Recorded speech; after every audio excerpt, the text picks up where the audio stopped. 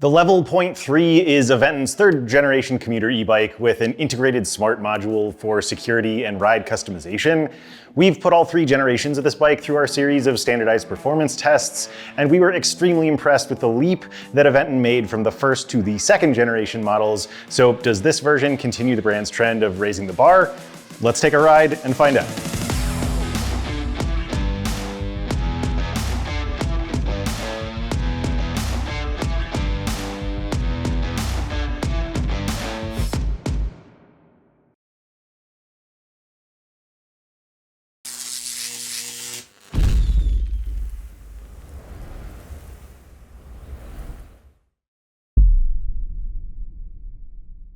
Welcome to Electric Bike Report. My name's John and I'll be your host for this review. I have a couple quick reminders to start things off. First things first, if you haven't been here before, we're known for those standardized performance tests that I mentioned in the intro, as well as our extremely thorough e-bike reviews just like this one.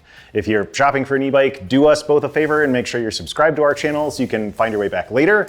And then if you find this review helpful and you decide the Level is the bike for you, please also help to support our hard work by using the affiliate link in the video description when you make a purchase, as we are supported by commissions.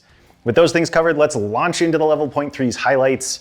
The first big thing that jumped out about this bike was its motor and its motor engagement.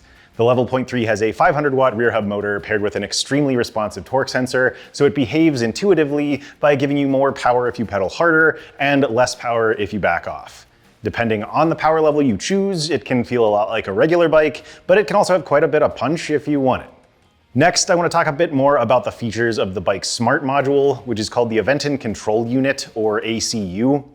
The module is set into the bottom of the frame behind the seat post, and it has an integrated 4G chip for location tracking, geofencing, and remote disabling of the motor. It can also be used to lock the bike's rear wheel to prevent theft or eject its battery from the sealed dock in the underside of the down tube. And on top of that, it allows you to customize the motor output and the feel of the pedal assist system once it is paired with the Aventon app. I'll go into more detail on that stuff in the ride quality section later, so be sure to stick around for a walkthrough of the app and a demo of some of the security features. But the last highlight to cover is the Level.3's handling and overall ride feel.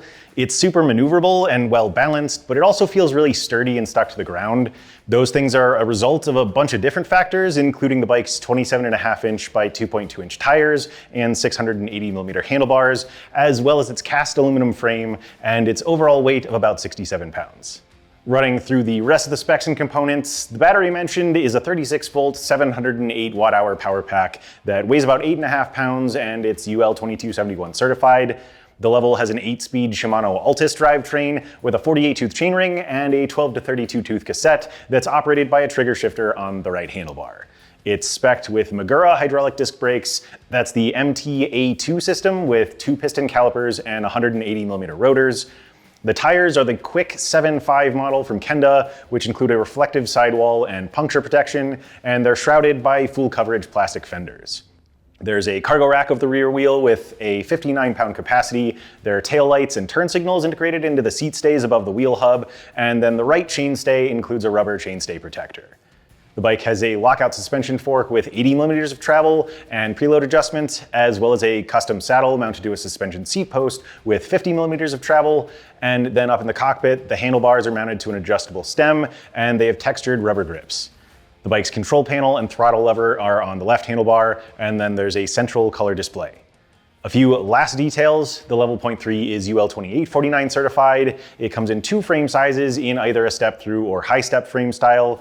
It has a total payload capacity of 300 pounds, including the rider, and it comes in 4 total color options. The high-step frame comes in matte black and matte aurora, and the step-through is available in sandstone or glacier mint, which I'm pretty sure I've seen in the chewing gum section at the supermarket. But anyway, that does it for all the basics. So let's dive into our test results and see how the Level.3 performed. As always, we tested the Level.3 in our brake test by pedaling up to 20 miles per hour before applying the brakes, and then we measured the distance the bike traveled before stopping completely. Its average stopping distance after 3 of those tests was 22 feet and 2 inches. So this is slightly better than average for the commuter e-bike category. At the time of filming, commuters with hydraulic disc brakes averaged 22 feet 5 inches based on similar bikes we've tested. Overall, I was really impressed with the stopping power of this Magura system. In fact, I recommend getting a bit of practice in so the braking force doesn't take you by surprise. It's not quite all or nothing. There's still decent modulation when you know how much pressure to apply, but this bike can really stop on a dime if you need it to. That said, this specific model has plastic brake levers that have a fairly long pull and quite a bit of flex to them. Magura brakes are known for their quality and performance, and by the numbers, this system matched the bike's overall level of quality, but the brake levers themselves felt less durable than I'd prefer. They worked just fine in our testing, albeit getting pretty close to pinching some fingers, but I'd feel more comfortable with sturdier alloy brake levers, so I'd encourage Aventon to make that change in the future. Otherwise, the Level did a fantastic job in this test, so it's clearly spec'd appropriately. We give it 2 thumbs up for having safe and effective brakes. The Level.3 ships as a Class 2 e-bike with throttle and pedal assist up to 20 miles per hour, but it can be unlocked to a Class 3 with pedal assist up to 28 through the Aventon app. I tested each of its 3 pedal assist settings in both of those modes in our speed test by riding on a flat segment of our local shared use paths. I also tested the throttle to see how quickly it could get up to top speed. So let's go see how the tests went, and we can analyze the results back here later on. All right, we are here for a Class 2 speed test on the Level.3. So we're starting things off with no pedal assist, and it looks like we're kind of landing, let's say 12.5 to 13 miles per hour or so with no pedal assist. Just my own leg power here. Okay, let's go ahead and bump up to eco mode, the lowest power level. So, I mean, pedaling did get immediately easier.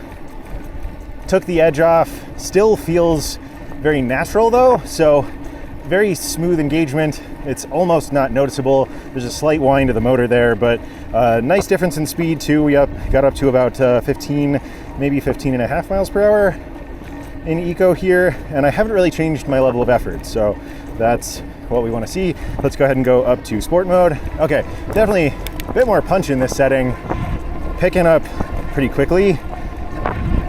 So we are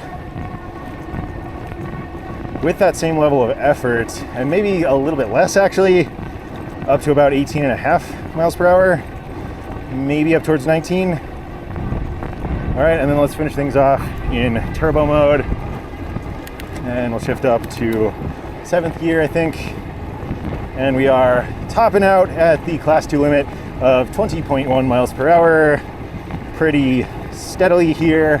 Okay, we'll call that our Class 2 speed test. I'll see you back here for the Class 3 test. All right, we are back for a Class 3 speed test on the Level.3. Starting things off in eco mode this time, and in a similar place where we were in the Class 2 test, where we're going around 15.5 miles per hour in this setting.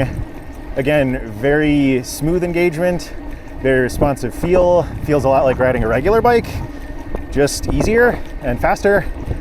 And then let's go ahead and see where we land up in sport mode. So again, big jump in power there, big difference in feel, much faster acceleration here. Still feels very responsive and pretty natural, but you know, you're definitely getting a lot more bang for your buck, I guess, in terms of speed and effort. So, man, yeah, already up to around 21 miles per hour in sport mode here, and not pedaling hard at all. I'm pedaling fairly quickly here, but you know, not putting a lot of pressure on the pedals, so it feels really good. And then after we get around this bend, I'll bump things up to turbo mode, which of course is just all out. I'm kind of really impressed by this 500 watt motor. This does not feel like a 500 watt motor. I would have guessed 750. So we're up to over 25 miles an hour, kind of with maybe up 25.5, 26, with about the same level of effort, but then with just a little bit more.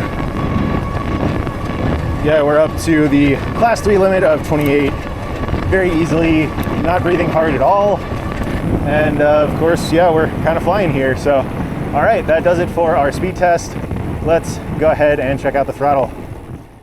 All right, and then the last thing that we want to do here is check out the throttle to see how quickly it can go up to 20 miles per hour, which is the maximum speed. So let's go ahead and check that out in 3, 2, 1, go. All right, nice gradual start, but then building pretty steadily here.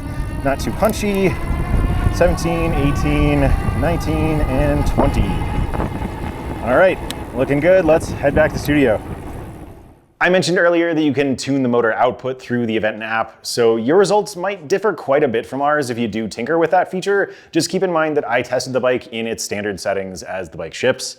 But let's recap those results so we can take a look at the level's speed profiles. In the pedal test, I started off at 12.8 miles per hour with no pedal assist, and then in the Class 2 test, I hit 14.9 miles per hour in eco mode, 18.7 in sport, and 20.1 in turbo. In the Class 3 test, my speeds were 15.2 miles per hour in eco, 21 in sport, and then 27.8 miles per hour in turbo mode. So all in all, I think the profiles shown by the graphs of our data line up very well with how the bike felt. In both cases, eco mode gave a helpful but natural feeling level of power. Sport mode kicked things up quite a bit with a lively but not overpowering feel. And then turbo mode made pedaling extremely easy with plenty of power for getting up to those Class 3 speeds. Although I do want to mention that the bike is not limited in speed, so you could, in theory, reach 28 miles per hour in eco mode with enough pedaling. I enjoy a fairly active pedal experience, so I found eco mode to be really well suited for general riding, although I did kick things up to higher settings for a bit of extra fun here and there. Sport mode was a really nice middle ground that delivered a lot of return for my effort and enough power for most hills. Turbo mode seemed best for the easiest possible ride, the fastest acceleration, and of course the least challenging experience on hills, but we'll talk more about that in the hill test section later on. I've got to say that I thoroughly enjoyed how this bike felt to ride, and I think its standard programming felt great when pedaling. In the throttle acceleration test, I liked that the power levels were steady and approachable without feeling overpowered. So overall, I give the level 0.3 2 very solid thumbs up in this test. Aventon advertises up to 70 miles of range with the level 0.3, and we did 2 separate range tests to find the minimum and maximum distance the bike can travel on a single charge here in the real world. Our test riders went 44.2 and 80.6 miles in turbo and eco modes, both of which are significantly above average when compared to similar commuters we've tested. Other commuters with 500 and 750 watt hub motors averaged 30.3 and 57.3 miles at the time of filming, so the level 0.3 gave us roughly 14 miles more in its turbo mode test and about 24 miles more in its eco mode test. There seem to be 2 main reasons why this bike did so well. So first is the fact that it has a torque sensor that allows its motor output to fluctuate instead of a cadence sensor that engages a steady flow of power. Compared with other commuters with cadence sensors, this just naturally means that the Level's motor uses less energy over time, so it's able to get more out of the battery. And the second thing is the battery capacity itself, which is a bit higher than average. The Level has a 708 watt-hour battery, while other commuters we've tested averaged 686 watt-hours, so this bike had a bit of extra gas in the tank to begin with. Overall, we are extremely impressed with how well the Level 0.3 did in this test. As I mentioned in the speed test section earlier, I didn't find myself needing the full power of turbo mode in most cases, so as long as you don't live in an area with tons of hills, you ought to be able to get by with eco or sport modes. Using either of those power levels will help you extend your mileage above what is already a great result in turbo, so no matter whether you're using this bike for the daily trip to work or some leisure time in the evenings, you're likely gonna get days and maybe even weeks worth of rides in before needing to recharge. And with the included 4-amp charger, you should be able to recharge the battery in about 5 hours when you do have to plug in. The last test section to cover is our hill test that we do at a place fittingly called Hellhole Trail. This hill is connected to our local network of shared use paths, so it's paved, and this segment is 1/3 of a mile long with a 12% average grade. I'm gonna pass you over to Justin for a few minutes. He's our test rider for this one, but I'll see you back here shortly once we see how the bike did with its throttle and its highest level of pedal assist in turbo mode. All right, we are out here doing the throttle test on Hellhole for the new Aventon Level 3. Now this style of 500 watt rear hub motor, kind of lighter weightish commuter, is not usually making it up this hill, so we're going to see how it does. So far it feels more peppy than I would expect. We're at about 6.2 miles per hour here, 5.9. See if we can kind of hold this 5 mile an hour plus. If it does, it's got a chance. 5.3, 5.2, 5.0.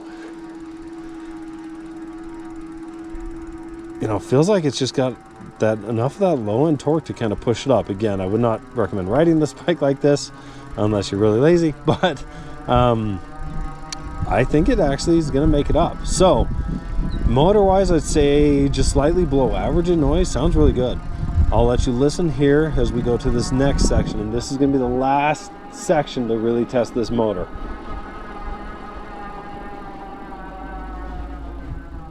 Oh, come on. Hear that motor slowing down a little bit. 4.9. Kind of wanted to hold right there. 4.9, 5.0. So it's going to make it. You can hear the motor pick up noise now a little bit.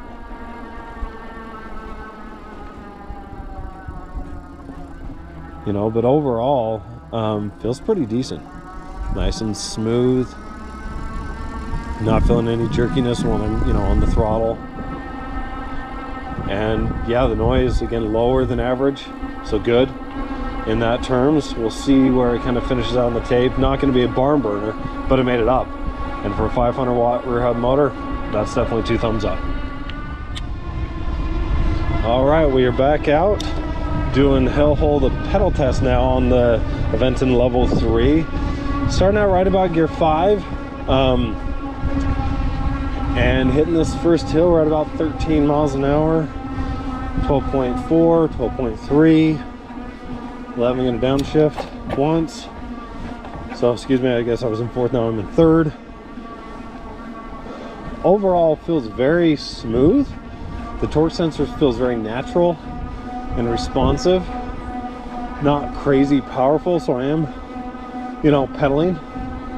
And the motor, decently quiet too. I'll let you listen through this section.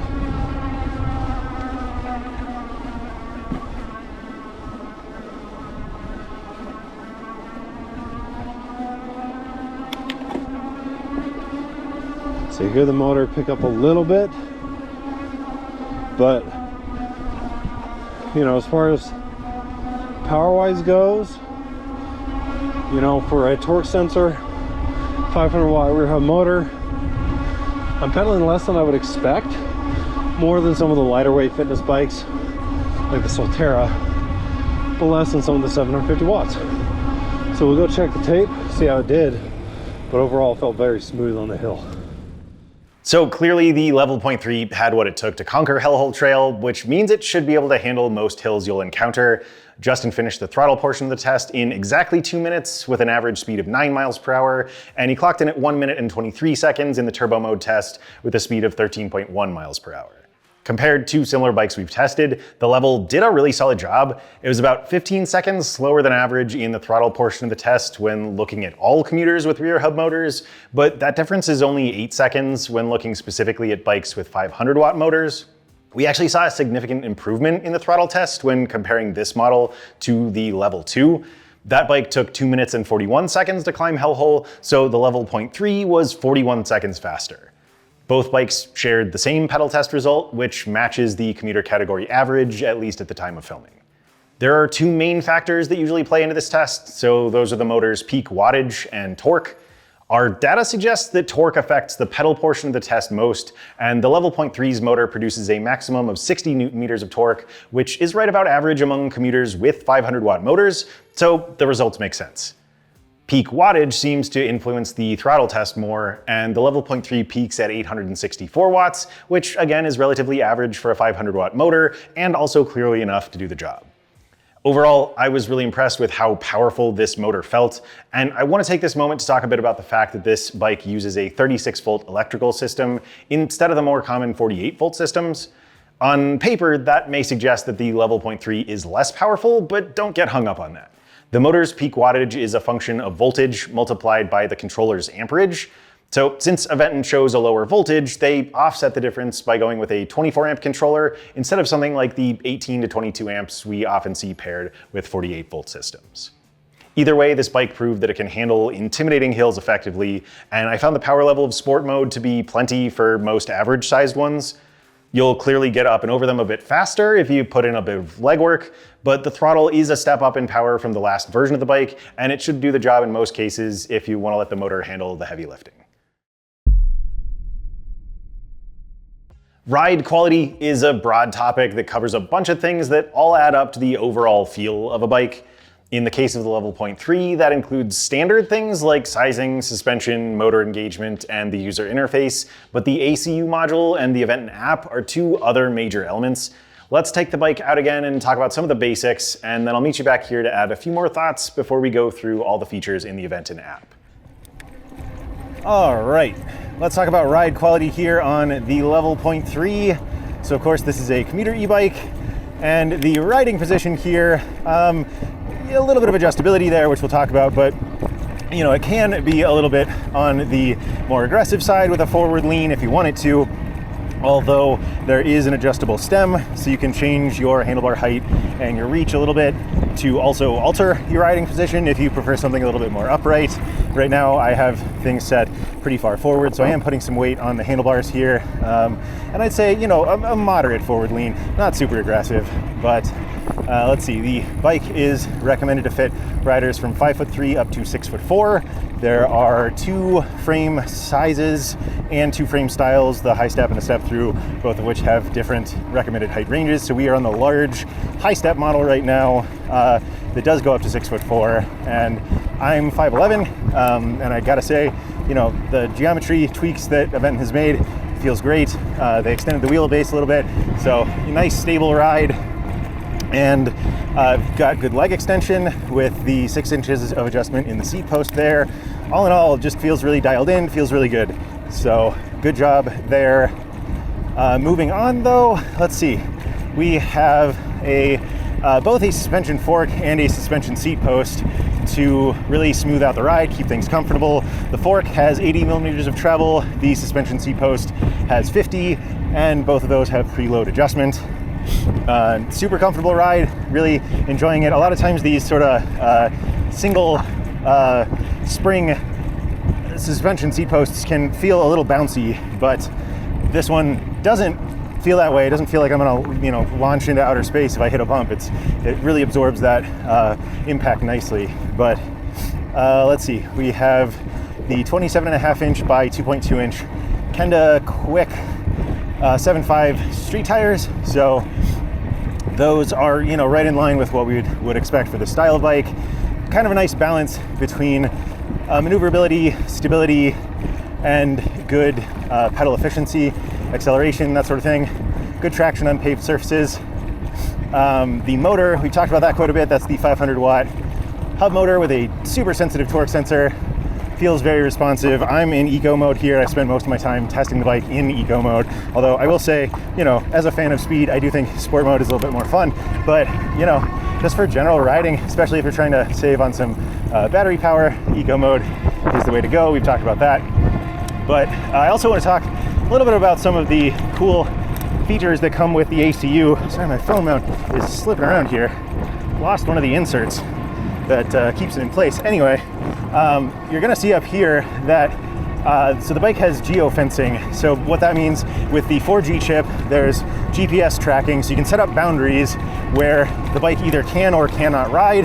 You have those limitations that you have control over. You can set different zones, whether it's prohibited or allowed, and then if the bike either falls inside of a prohibited zone or outside of an allowed zone, an alarm will activate, and I do have that set up to happen just up the path here, so you'll get to hear that once that engages, and then it will deactivate the pedal assist system, so then I'll just be riding on leg power. There we go. Yep. So right on time, and then if I were to turn around and leave the prohibited zone, it would re-engage the motor. So that really covers the basics here, but let's go ahead and bounce back to the studio, and I'll see you back here shortly to talk about the Aventon app. To revisit the sizing options I mentioned, the small medium size for both the high step and step through frames fits riders from 5'3" to 5'10". The step through frame in the large XL size is for those from 5'7" to 6'1", and that size in the high step frame, that's the bike we have, fits folks between 5'10" and 6'4". I've talked a lot already about the Level's great handling and the responsiveness and power of its pedal assist system, but I do want to hit those home one last time. I consider both of those things to be important on most bikes, but essential on a commuter, and I think Aventon nailed them in this case. I really like that this and all Aventon bikes have integrated rear turn signals, but I was surprised that the Level.3 did not include brake lights. There are still tail lights that turn on when the headlight is also activated, but I think brake lights are important on any bike that's likely going to be sharing the road with cars and trucks and other cyclists. Our contact at Aventon said the brand chose this specific brake system, which doesn't include a motor cutoff function, to get an overall higher quality system. It's true that these Magura brakes did a great job, but I'd still encourage Aventon to bring the brake lights back in the future. And to add what I've already mentioned about the ACU module and the Level.3's integrated tech and security features, I really want to stress how big of a deal these things are. We've seen similar features on e-bikes in the $4,000 to $12,000 range, so getting them on a bike priced below $2,000 is kind of mind-blowing. I love that the rear wheel locks up to prevent a thief from riding off with the bike. The battery eject function is super cool, and the geofencing feature is also really uncommon. It's worth noting that many of the bike's features do require an annual subscription to get 4G connectivity. The price is $20 per year or $2 per month, which seems absolutely worthwhile considering everything that you get. Since the Aventon app is such an integral part of owning and operating this bike, let's head out one last time so I can walk you through its features, and then I'll give you my final thoughts on this bike once we get back. All right, so let's go ahead and walk you guys through the Aventon app. There's quite a bit to talk about here. I'll try to keep things moving pretty quickly, but you can see here on kind of the landing page, the home panel, which is called ebike in the bottom left here. You get a picture of the bike, there's the bike name, which you can customize, and then an indicator that we are connected to the bike through Bluetooth. There's also a summary of your riding time and an odometer reading that coincides with the display. And then here you can turn the bike on and off. You can lock or unlock the rear wheel, which is very handy if you need to stop and run into a shop. And then you can activate the lights or deactivate those if they are on. And then there's a more settings button here. We'll go into that kind of at the end. That's sort of the meat and potatoes. Big chunk of time we're going to spend there, but I'll walk you through everything else first. So you have the battery percentage, which also coincides with the bike's display. If you go into that, this shows you kind of your battery health as well, and the number of charge cycles, and then also this is where you can eject the battery from the underside of the bike's down tube. But if we go back, you can change your pedal assist setting here and then change the motor tuning using this ride tune feature. So you can adjust the torque, the level of pedal assist, and the responsiveness of the torque sensor. And there's sort of this diagram that will adjust those things to sort of show you the balance between those three with each of the 3 assist levels if you go into those. So we've done all of our testing with the standard settings and the bike has felt great, but if you do want to kind of dial those things up, give yourself maximum torque in eco mode, you could do that, and then turbo mode, you actually have a little bit of room to bump up the level of pedal assist and the responsiveness of the torque sensor above what the standard settings are. You can also do a factory reset there in the top right if you feel like you need to. But again, yeah, the standard settings have been great. So if you go back to the home screen here, we have the bike's current location, which uses the 4G GPS functionality here, so you can see where we are there. And we've got some basic ride data there. At the bottom of this screen, you can find local dealers. You can see kind of what the status is of everything when it comes to maintenance. So you can see we are good to go for quite a while on most things here. And then diagnostics. So that will actually kind of run you through a series of tests where you can check the basically all of the electronics to make sure that they are functioning properly, and that is something definitely recommend going through. And then if you need support, you can reach out there and find some resources. The next page over here, the record, so this shows basically all of your ride data that you've accumulated over the lifetime of the bike. So right now this is just kind of showing what we've done today, so quite a bit of riding, and then month, year, and then all. But if you can see, there's a couple of different colors here. So this actually has an auto record function. Those are the gray bars. So if you aren't paired with the app and you have the app open, and if you're not using this go button to manually track your rides, the app and the GPS system will still do that automatically. It'll just show up a little bit differently there. And it does allow you to see, what you have tracked versus what the bike itself has sort of tracked over time. But then if we do hit that go panel, I had this pulled up earlier during the ride quality section when we were just kind of riding and talking about things. So that this mirrors a lot of info on the display, all of your ride data there, and then of course you can sync this with Strava and Apple Health as well, which we'll talk about in a sec. So the Discover panel over here is very cool. This is sort of like a Aventon specific social media feature that allows you to share photos and your rides with other e-bike owners. There's communities of other Aventon owners you can interact with here, and no other app that we've encountered so far really has a feature like this, so that's pretty cool. And then finally on the far right panel we have sort of your personal profile. So there's you can earn some rewards depending on your activity level there, and some of the same things that we had on that homepage with the maintenance and diagnostic. This is the connected apps. That's where you can go in and connect to Strava and Apple Health, which I have done. Let's see, you can change your password here, which is a security feature for the bike. You can unpair or pair with the bike through this, and a few other things that we've already basically covered. So if we go back to the e-bikes panel, we'll wrap things up with this more settings panel, which is, again, fairly intensive here. You can adjust your screen brightness. You have the auto power off, which you can adjust from 1 to 99 minutes, or just totally deactivate it if you want that. You can change your pedal assist level from this, and this also allows you to go into that ride tune feature that we accessed earlier. You have the speed limit function, so that allows you to change up to a class 3. Ships with a 20 mile per hour speed limit, but I've bumped pedal assist all the way up to 28 miles per hour. You can also change your units there. You can have the rear wheel automatically lock when the bike is powered off. You can require a security passcode there. This verify interval is basically a system that once you use the 4G service, you get a year free of that subscription. And then after that, it's a nominal fee. But basically, if the bike does not get in touch with Aventon servers within a specific amount of time, it will just deactivate the bike. And then you can do that manually here in case of theft. You can just make it so that the bike does not work. And then back here, so unusual activity detection, that is basically, if you have the bike locked and it gets jostled around, it will send you alerts. So you can adjust the sensitivity of that depending on how many notifications you want. You can, of course, clear and set the password. So the geofencing thing, this is kind of what I walked you through earlier. I am currently in the the restricted zone here. So if I turn this on, the bike's going to make some noise there. Yeah, and so the pedal assist again is deactivated. You can just turn that off to have it reset. And then so you have the restricted zones and then allowed zones, which I have not set up, but it's kind of just the opposite of that. So if you want to keep let somebody borrow your bike and keep them in a specific radius, you can do that as well.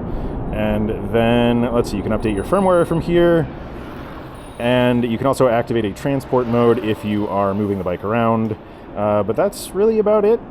Kind of a very robust app, tons of features there. Really makes owning the bike and using the app, very, very much a hand-in-hand experience there. So that should wrap it up. Let's go ahead and bounce back to the studio, and we will wrap up the review. In my mind, this bike is proof of how and why Aventon is one of the best brands in the industry. They've consistently raised the bar that many other brands simply just maintain by innovating, adding new technologies and features, and providing a huge amount of value in each of their products. I'm going to say straight up that the Level.3 is one of Aventon's best e-bikes to date. Every one of our team members who has hopped on this bike has commented on its looks, its sturdiness, its peppy motor, and its overall fun factor.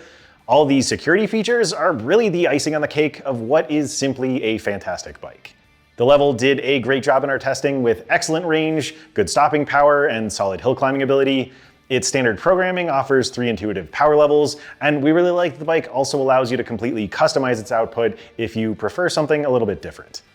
Our only points of critique about this bike are the absence of brake lights and the flexible plastic brake levers, but otherwise Aventon totally knocked this bike out of the park. The ability to remotely deactivate the bike, lock the rear wheel, or set geofencing boundaries makes this one of the most secure and easily managed e-bikes on the market at its price point. Bottom line, with everything the Level.3 has going on, we enthusiastically recommend it to anyone looking for a reliable daily use e-bike for the ride to work or school. We also think it would be a great choice for anyone seeking a well-equipped leisure or exercise bike, anyone who lives in an area with a high risk of theft, or anyone who simply wants a bike that looks great and feels awesome to ride. If you want to take a closer look, you can use the links down in the video description to get to the bike's webpage on the Aventon website, or check out our written review that goes into a bit more detail. Again, if you found this review helpful, please use our affiliate link when making a purchase. Please give this video a like, and let us know what you think of the level down in the comments section. But thanks for taking a ride with me today. Again, I'm John with Electric Bike Report, and this was the Aventon Level.3.